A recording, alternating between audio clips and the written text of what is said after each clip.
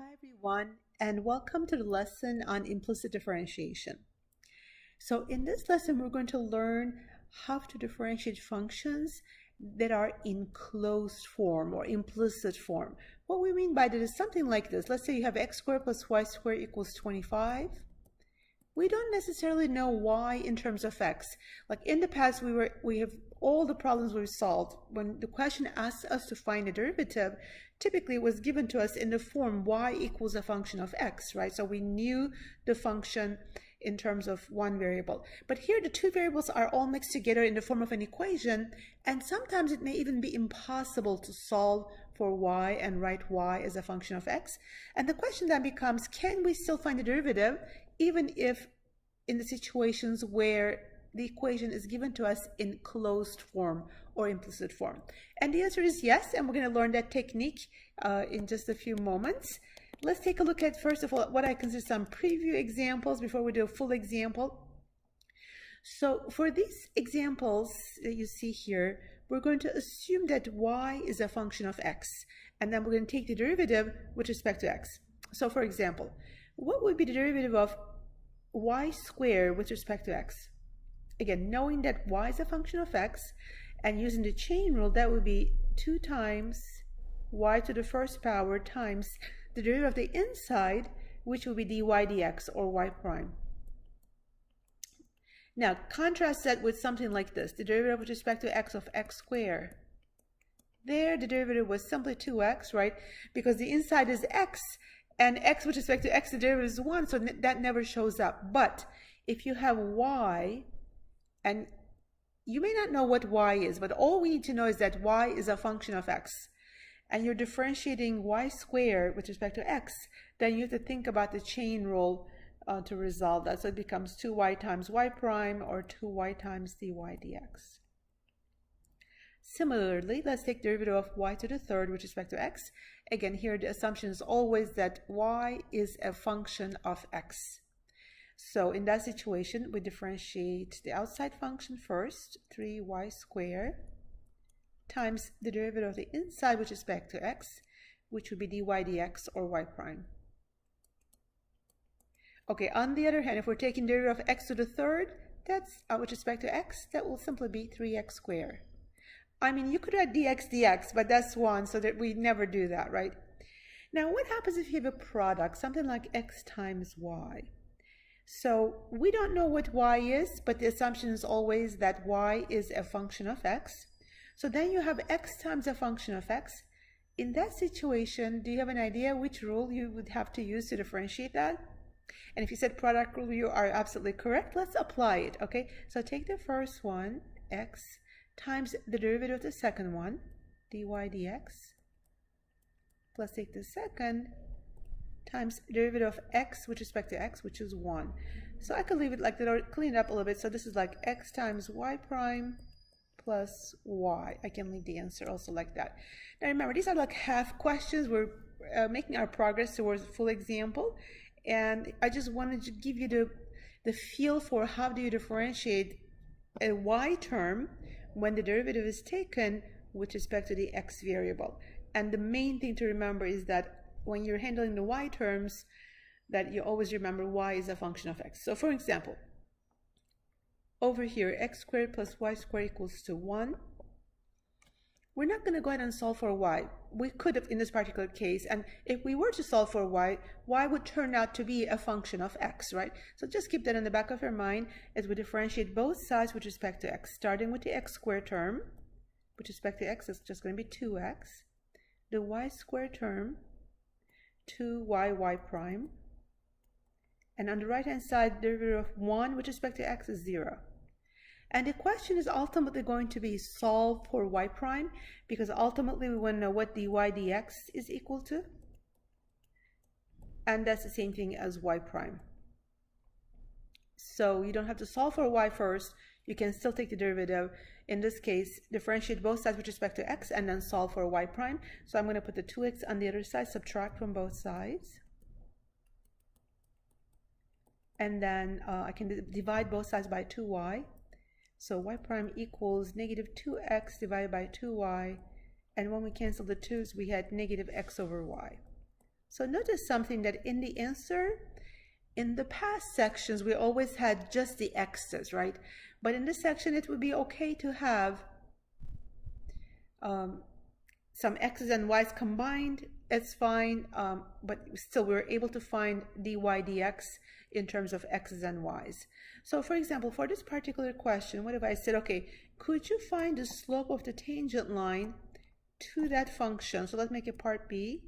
We want slope of the tangent line at the point 0, 1. So this is your x coordinate, this is your y coordinate. So what we're going to do is we're going to plug in 0, 1. Everywhere we see an x, let's plug in a 0. Everywhere you see a y, plug in a 1. So we get a 0. And what is the meaning of this? Let's think about it for a second, okay? What does the graph of x squared plus y squared equals 1 look like? Okay, many of you may have recognized that's a circle centered at 0, 0 with a radius of 1 unit, right? And at the point 0, 1, we are right at the top of that circle. So right here, point 0, 1. But if we draw a tangent line there, we can see that the tangent line is horizontal and it will have a slope of 0, right? So therefore, it makes sense that we found the slope of the tangent line to be 0 using implicit differentiation. And just to show you how much time we have saved here, if you were to solve this for y equals, first you have y squared equals 1 minus x squared, then you have y equals plus or minus the square root of 1 minus x squared. So then you would have to take this, the derivative of the positive term and the negative term, and it actually gets complicated, but you're going to end up actually with the same final answer if you simplify it, etc. But remember, in some cases we won't even be able to solve for y, so in those cases we have no choice. We have to use implicit differentiation. Something like number 2, for instance. There's no easy way to solve for y, so we better get used to this technique. Differentiate both sides with respect to x. So the question is really, for all of them, we're answering the same question. Use implicit differentiation to find dy dx for the given equation. So we always begin by taking derivative of each side with respect to x.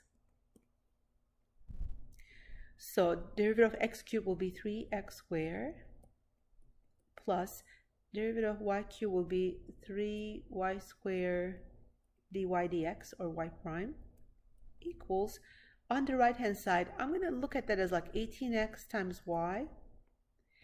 So I have to use the product rule because I don't know what y is, but if I was to solve for y here, if that were possible, y would be a function of the other variable, which is x. So keeping that in mind, you have 18x times a function of x, so use the product rule. So with the product rule, I will leave the first one as it is, times the derivative of the second, y prime, plus, write the second one as it is, times derivative of 18x, which is back to x, that's 18. Now in this situation, again, ultimately we want to find y prime. I need to have all the y primes on the same side. So what I will do then is, let me subtract 18x y prime and keep this 3y squared y prime on that side minus 18x y prime. Also on the right side, we already had an 18y. And let me subtract the 3x squared from here. So minus 3x squared on the right hand side.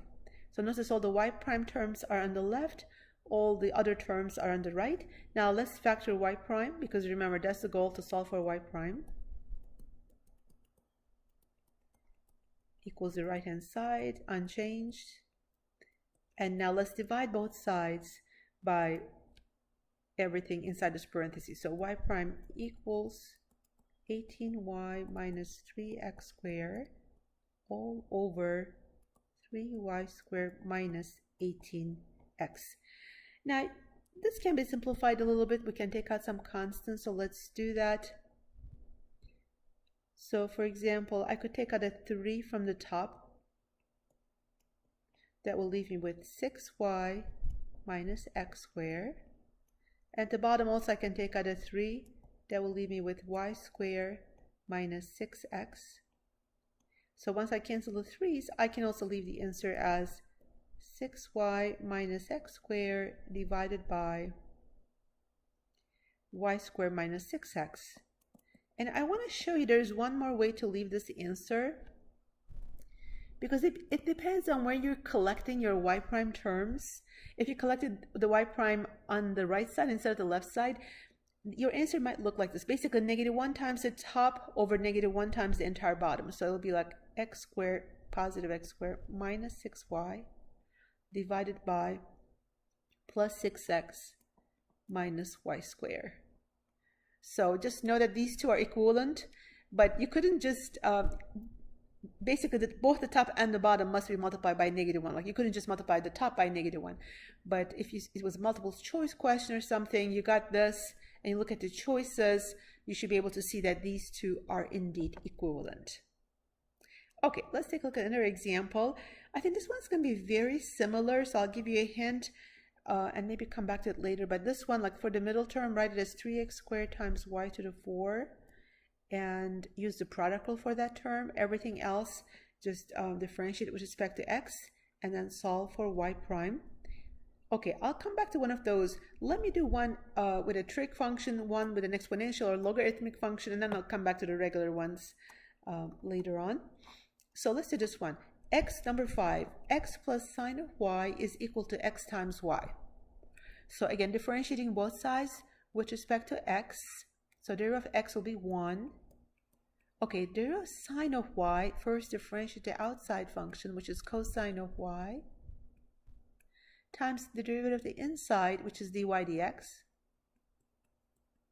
On the right side, we're going to use the product rule. So x times y prime plus y times derivative of x with respect to x, which is 1. Remember, we want all the y prime terms on the same side. So let me keep this one here, y prime times cosine of y, and subtract minus x y prime, so those are on the same side. On the right side, we already have a y, and then subtract this 1 from both sides, so it appears here as minus 1. So here we have all the y primes on the same side, and let's factor it out. Y prime times quantity cosine of y minus x equals to y minus 1. And to finish the problem, let's divide both sides by cosine y minus x. So our final answer will be y minus 1 divided by cosine y minus x.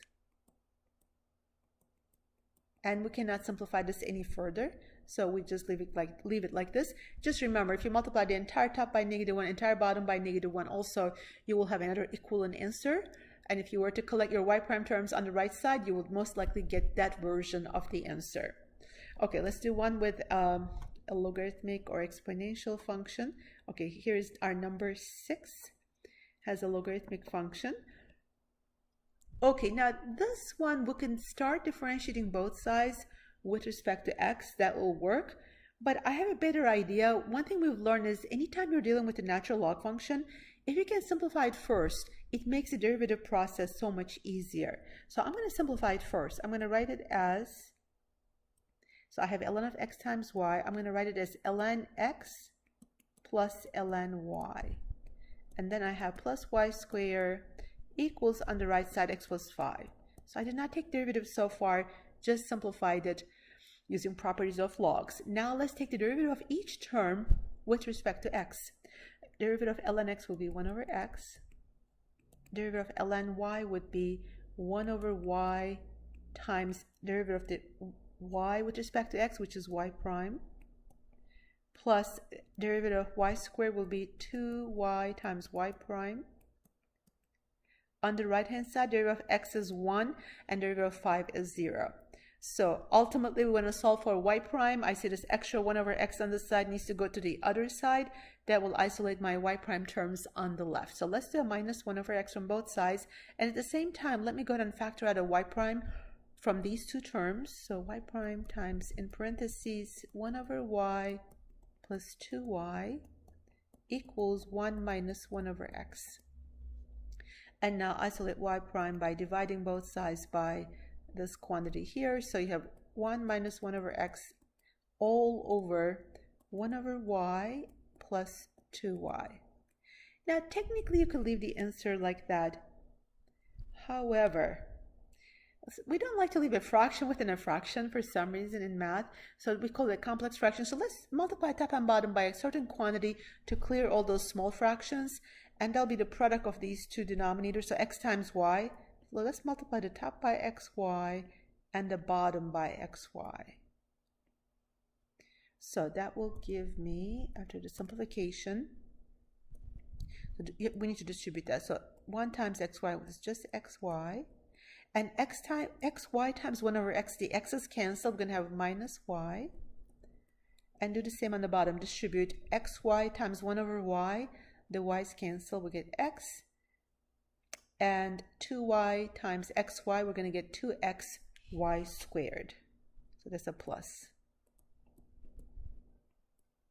So our final answer is xy minus y on the top and x plus 2xy squared on the bottom.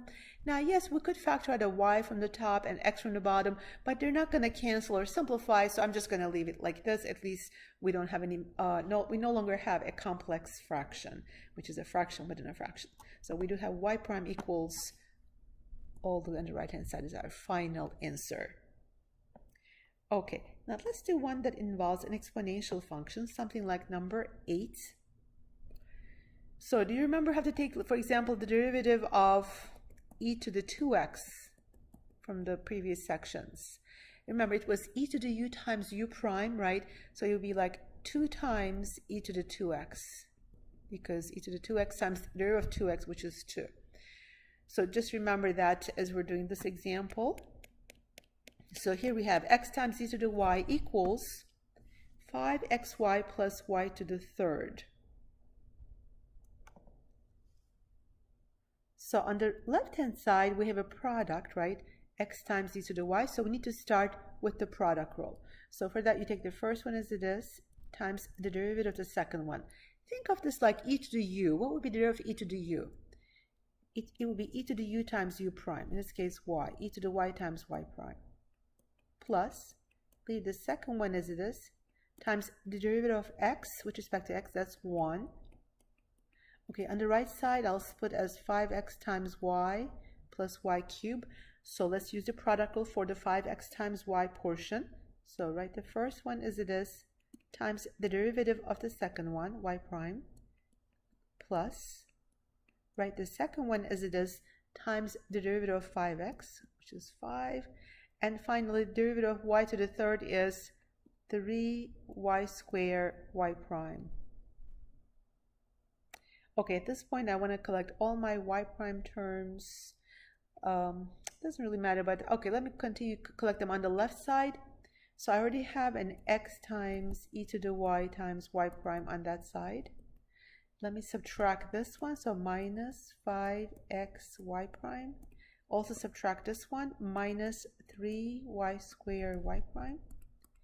On the right side, we have already a 5y. And also let me move this to the right hand side, the e to the y that was on the left side. So that will pop up on the right as a minus e to the y, right? At this point, as always, to solve for y prime, we need to factor. So take out the y prime. So you got x times e to the y minus 5x minus 3y squared equals the same right hand side, 5y minus e to the y. And of course, as always, the last step will be divide both sides by the quantity in front of y prime.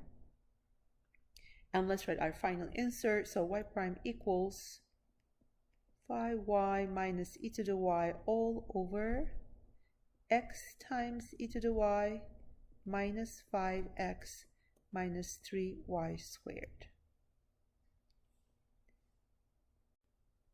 All right, so I was able to go through quite a few examples on implicit differentiation in this first segment. I think I'm going to have another segment to show you a few more examples, but technically you know the technique, so you could try the other ones on your own first. The ones in your template, like such as number 9, then you have number 7, you also have 4 and 3, and then I'll try to go over them in the next segment.